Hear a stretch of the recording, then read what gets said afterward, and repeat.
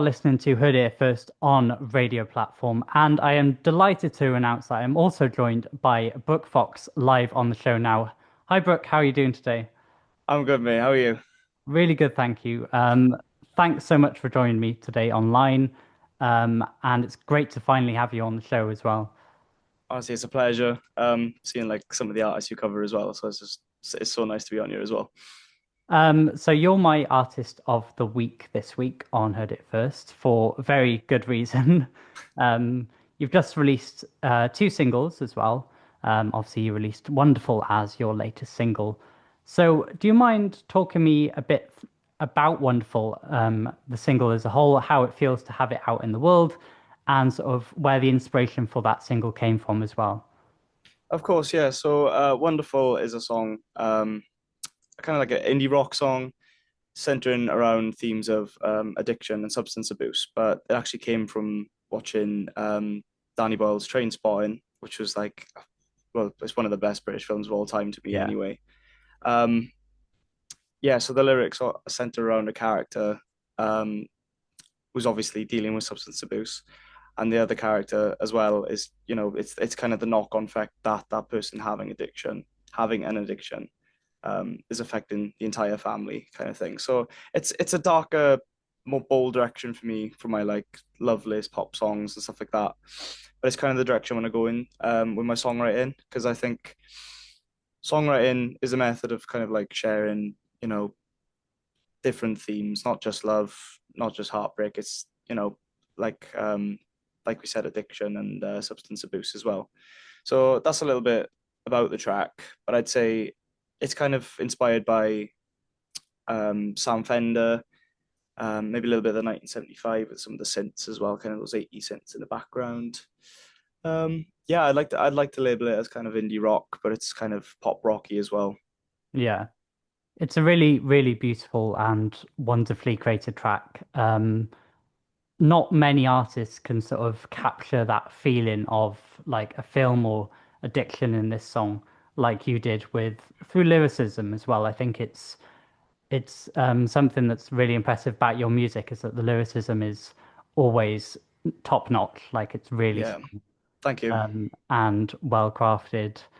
And each song is really beautiful. The previous two singles have been just so like well thought through. For me, like Wonderful captured that emotion because Trainspotting is my favorite film of all time. So it's Oh like wow, it's it's so like good. seeing that captured in a song and the themes of that film in a song is something that really impressed me as well. So you mentioned a couple of the artists that did inspire that track, the likes of Sam Fender in 1975. Would you say that there are any other artists that inspire your music and sort of drive your music in a certain direction? I definitely say so. My writing process has always been lyrics first, and that's been something that's been inspired by like the likes of Van McCann from Catfish and the Bottlemen, which is my favorite band of all time. Unfortunately, they're having a bit of a bad spell at the moment with all the gigs being cancelled, and there's not much communication from the band as such. But I've always loved that feeling that Catfish and the Bottlemen kind of convey, especially with the lyricism. And I think he's always been lyrics first as well. Like he'll just jot down one-liners and he'll make them, like you're almost entering their world, but you can make it applicable to your own scenario as well. And I think lyrics are really important as into, kind of resonating with other people. And I think that's kind of what I want to do with my music. I want to convey an emotion in someone. It's not just, catchy melodies and stuff. I'd like to think the lyricism, it's a really underrated way of conveying messages, especially in our day and age. Because I'd like I do like a lot of pop music at the moment, but some of it I feel like it can be a bit weak in the lyric department. Obviously, great in the production department as well. But yeah, I'd say, especially with the 1975, I've mentioned production there, like that, like Jack Antonoff. He's one of my favorite producers ever, and the way he produces the 1975, I just love how anthemic it sounds. Like nearly every song sounds like it's come straight out of a film. Yeah. It's almost like it's like a soundtrack for someone's life, and that's something I want to do going forward. Well, I guess previously as well with the four singles you have released to date, they've all been that theme of like strong lyrics, and then you've also got the anthems in the background as well. Yeah. Would you say that? like every song you do is personal and inspired by events you've been through or stuff you've seen online as well? Um, yeah, I'd say the first, well, anything to do with like love and like heartbreak and stuff like that, I try and make that applicable to me, but I try and make it, to resonate with other people as well. Because you got to think, you don't want to be too vivid and kind of, not make it applicable to everyone else. You've got to work your way around that, but make these themes accessible to other people. But like I said, like I love being inspired by other sorts of media as well, not just music. So, for example, Trainspotting inspired Wonderful, and I'd like to think other films will probably inspire more songs down the line.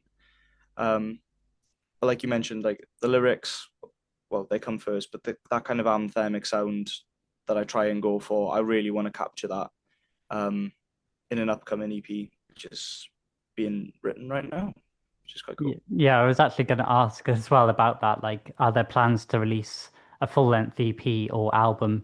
Because obviously you've got 4 tracks out, and now I guess that's a natural next step for you.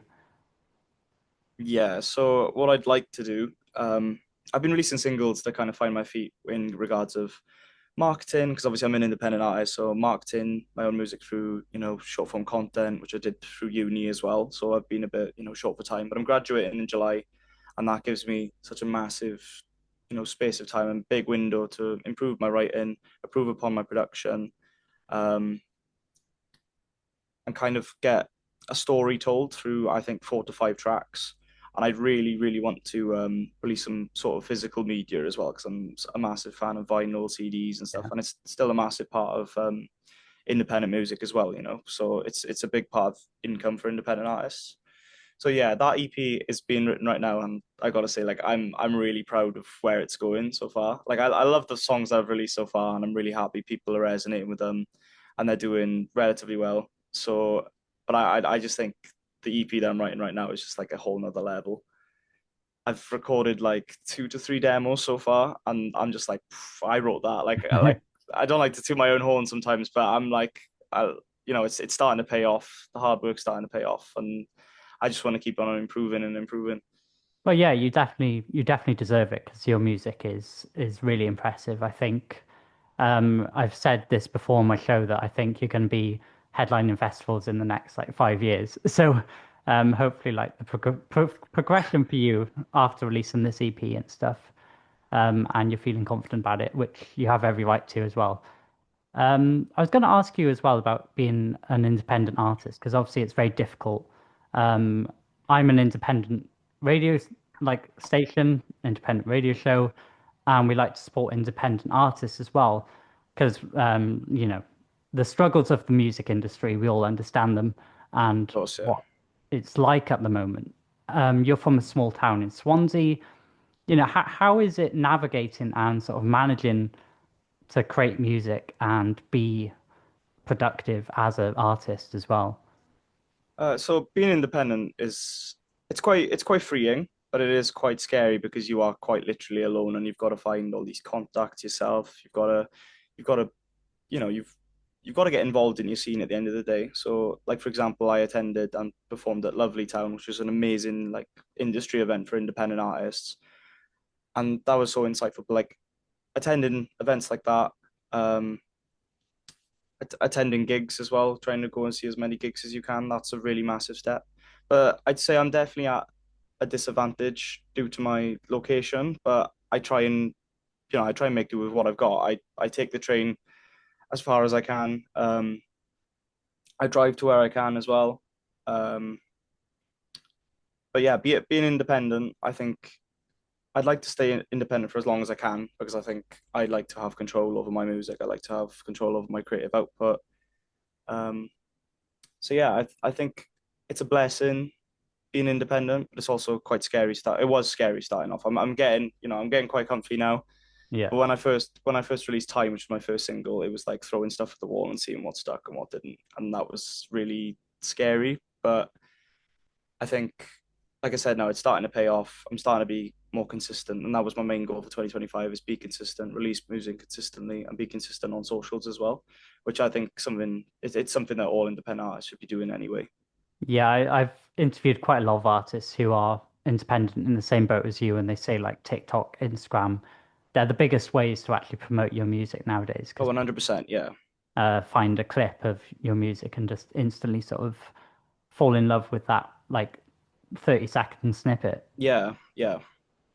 I think one massive thing as well with social media is that obviously it wasn't around 10, 20 years ago. And a lot of people are quite stubborn about the fact that like, oh, I don't want to be on TikTok, I don't want to be on Reels, because I don't enjoy using it. But I feel like you're accessible to the entire globe for 30 seconds and you've got like 3 seconds to capture attention. Even if you capture, like 100, 200 people and they viewed your content, that's 200 new people. If you try and vision that in a room, you're gonna be like, oh yeah, there's 200 people in the room listening to my music, listening to coming to my show. So it's converting those people into fans, and then obviously you funnel them through to your content. So I think it's a massive tool that people are kind of sleeping on, Yeah. and I think the best independent artists are utilizing it as much as they can.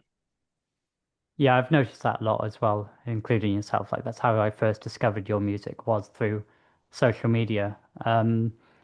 And you mentioned you played Lovely Town Festival as well. How was that experience for you in sort of your closest home city?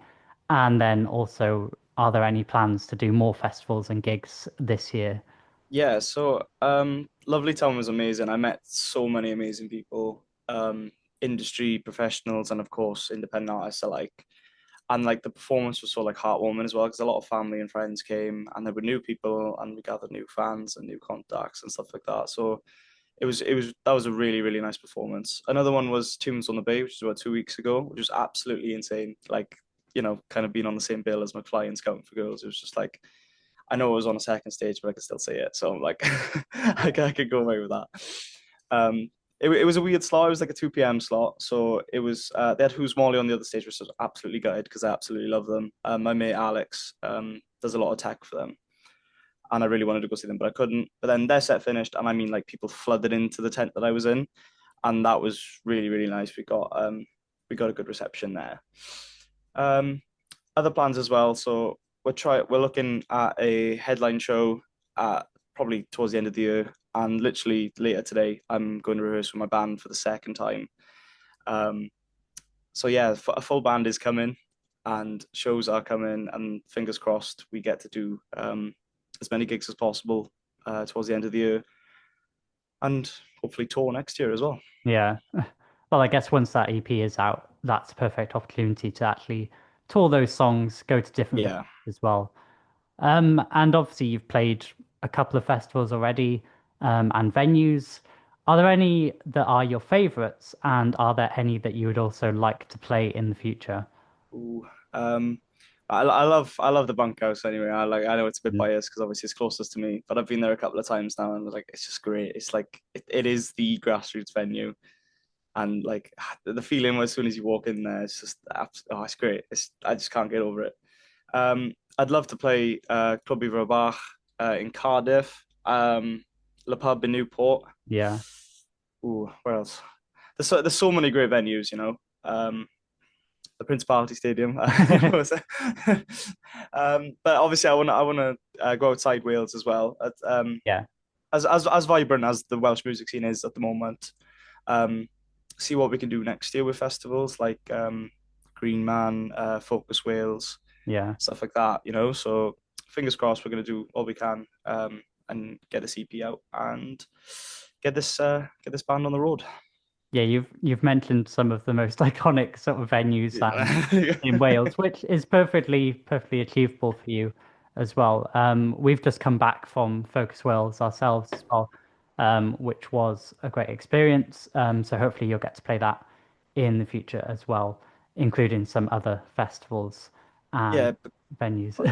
sorry, with Focus Wales, I was absolutely gutted. I had so much FOMO because, like, obviously, I've been selected for the Anthem Fast Forward cohort this year, and they actually went on a trip to Focus Wales, and I couldn't make it because, well, I like my job really is to do cover gigs on the weekend Yeah. sometimes, and I've just finished my last uni assignment as well, so I couldn't make it. and it looked like such a good time, and it was like, oh my God, I can't believe I missed out on this. So I can't miss out next year, whether that be performing or just attending. I'm gonna be there. Yeah, yeah, we caught up with Anthem and when we were there, and I was actually going to ask you about Anthem and the Forward program this year. How has that helped you in your career so far? Because obviously, these organizations and independent organizations are really useful for so many musicians. Like Anthem Forward is supporting 15 different artists and people making music within the scene this year. So, how important was it for you to receive that? Oh, it was great news to start off, and then when we started meeting online, like I haven't met anyone in person yet, unfortunately, because obviously they met in person in Focus Wales. But what a great bunch of musicians, and artists as well. Like it was mind blowing to meet so many like minded people. Really supportive as well. Like we've all, followed each other on socials. We kind of engage with each other's posts, and that really helps with, algorithms, such and such. But it's been really helpful. Like we've had two guests come on now, industry professionals, kind of, you know, tell us about their experiences, and we feed off that then as as the cohort, and we kind of learn from what we can do, how we can do what we're doing better, and there's plenty more experiences coming on along the way as well. So fast forward's been great so far, and I'm looking forward to the future with it as well. Yeah, there's so many good programs like Anthem and others as well in the future that you can achieve and go for, Of and they course, yeah. really help those artists like yourself. Um, you've also been played and A-listed by BBC Wales. Can you tell me a little bit more about that and how it felt, actually having your music in the spotlight of the Welsh music scene? I had the call the morning that when you four came out, and I was just like running around the room with my parents. So I was like, oh my God, oh my God. I still don't I still pinch myself when I hear myself on the radio, whether that be BBC Radio Wales, radio platform, Radio Wigwam was supporting my music as well, and what's it called? Future Hits Radio as well. They've been amazing. But like the A list, obviously it's been played to like millions of people throughout the week, So you've been playing multiple times, been played to different audiences. And it was so nice to see that the presenters were so supportive of the music as well. Like some of them got in touch, some of them give really nice press quotes, you Nab and Steele, but um whether that be BBC introducing, like my first single got featured on there by Adam Walton, and that was amazing. But to go from there to the A list, and recently as well, it'll probably be on socials this week, but it was actually played on Beth and Elvin show on Saturday, which was just mind blowing. Yeah. So onwards and upwards, but I still believe that it's I don't know. I don't believe it really. I kind of pinch myself every time it happens. So yeah, that's my experiences with radio. It's mind blowing. I think it's so important to highlight artists like yourself. That's why we do here as well, because it's quality music that isn't necessarily heard by mainstream radio until it's Yeah, played on, Radio Wales or our platform. We're a lot smaller, but we still support independent artists and everything. I guess one last question before we end the interview. I was going to ask around like what your sort of plans and aspirations are for the next, let's say, 5 years. Where do you see yourself? What do you plan on doing? And I guess where do you want to end up? I've always wanted to just tour the world almost, whether that be Europe, America, Asia. So it's something I really want to build towards. I know these things take time; they don't happen overnight, whether people think they do or not. If you blow up on TikTok, etc. But like it takes so long to become sustainable, self-sustainable as an independent artist. But it's something I believe I can achieve because I know like I'm going in the right direction. I feel positive about where I'm going, and I feel like other people can do it as well. There's no issue with other people doing it. So yeah, I want to be on tour by minimum of next year, by hopefully around Wales, and then we'll see where we go from there. Really, I want to release. obviously the EP, it'll either be later this year or be early next year, and then we'll see what we can do about an album, which would be really, really cool to have, Yeah. holding my own album with a vinyl, having that cut, mastered for vinyl and stuff. Like I'd probably be geeking out just over that. Um, and yeah, hopefully play the Principality Stadium one day. Something to look forward to in the future. Well, thank you so much for coming on the show today and for joining me. It's been a pleasure speaking to you and for getting to know you and your music as well. So thanks so Oh, much for coming on the thank show. you for having me. Thank you so much.